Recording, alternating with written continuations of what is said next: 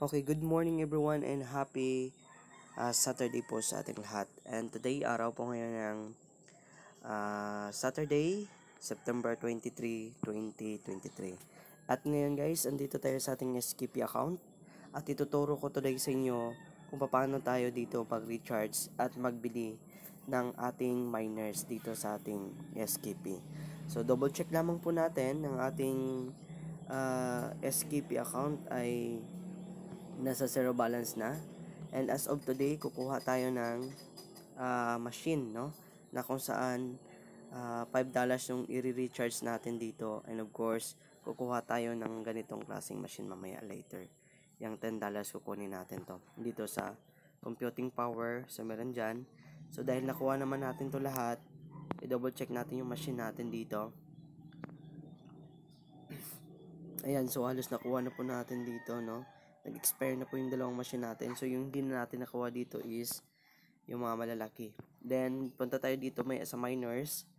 Okay, kukunin natin tong $10. Yan, so bago natin na makuha, meron tayo ditong 5 coupons, no, na magagamit natin mamaya. So ang recharge lamang po natin dito guys is nasa $5. So paano yon? Punta tayo dito sa then punta tayo sa recharge. Then dito sa recharge guys is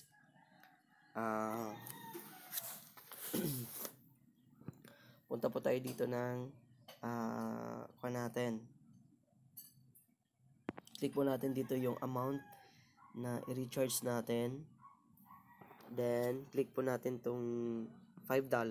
Okay, meron dyang 350 guys, no, na yung 350 na yan, iyan yung makukuha dito sa GCash natin. Okay, so habang ginagawa natin to, magsisend tayo dito ng ating GCash, no, sa ating account. Okay, then click natin yung GCash.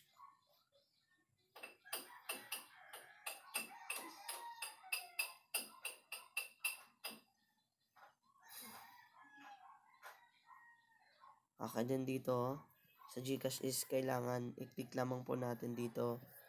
I-enter natin dito yung ating GCash mobile number.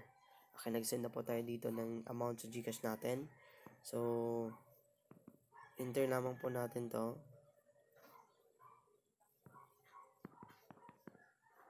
Then, click natin. Next, then click natin ng copy and pay. Then, click natin tong GCash. Then, select natin dito kasi naka-clone yung GCash natin. Okay, so later. Click natin yung later. Okay, hintayin lamang po natin dito. Medyo mahina yung signal natin dito guys.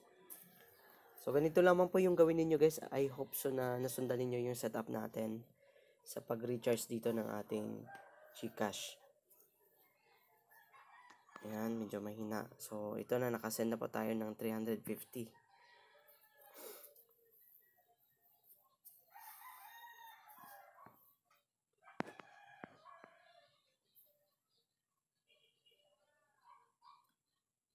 Medyo mahina yung response ng ating GCash.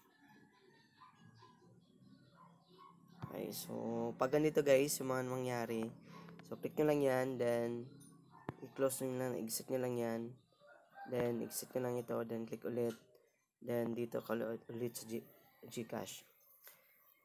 So kung ganun yung nangyayari guys, na medyo naglalag yung cellphone niyo o yung signal niyo, ganun na yun. So dito na part, enter natin yung GCash natin, double check na tama yan guys. Then copy and pay, punta kayo dito sa isang GCash. Ayan. Then enter natin dito yung PIN natin.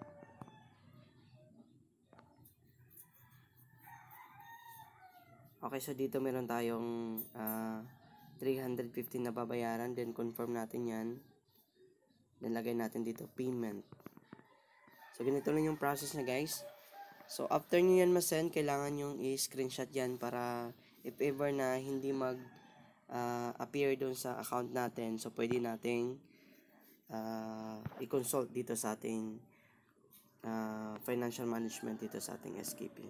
So balik na tayo dito guys. Then refresh natin to. Kailangan natin dito kailangan natin dito i-close yung application na yan. Then balik tayo dito sa main page niya. Then hanapin natin dito yung SKP application. Okay, titingnan natin today kung ando na yung recharge natin na $5. So click natin yung my. Okay, as of today, wala pa po yung ating na-recharge. Okay, refresh naman po natin to. Double check natin. Okay, kung wala pa, close ulit. Then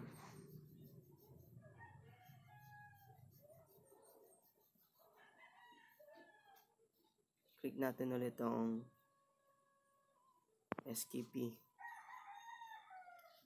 Okay, hintayin lamang po dito guys mga 2 to 3 minutes no, bago mag-appear yung ating na-recharge dito sa ating account. Ayan na. So, andito na yung ating $5. So, ang gawin na naman po natin dito is punta tayo ng mall. Then, dito sa mall button, makikita nyo dito yung cloud computing power. Dahil naubos na natin dito yung pinakamaliit na machine, punta muna tayo dito sa miner. Okay. Then, dito sa miner, pwede natin kunin dito yung $10 na valid for 1 year. Okay, so click natin yung buy. Then, click natin tong purchase contract. Then, click natin tong coupons dyan. Then, yung $5 natin, andyan na. So, click natin yung confirm. Okay, so, nakabili na tayo. And, meron naman tayo ditong machine na running, guys. So, click natin yung miner. Then, start natin yon daily, yung ating machine dito. So, yan, click natin yung start.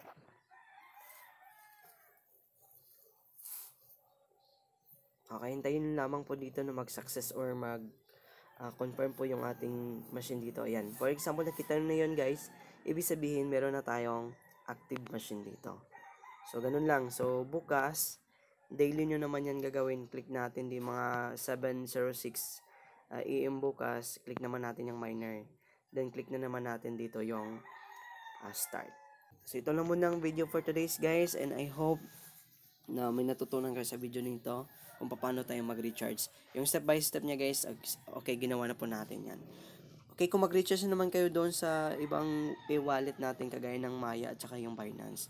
So, same process na din yan guys, yung pagsasend dito ng amount. So, yan na muna guys and happy earnings everyone and maraming salamat sa panonood. Bye for now.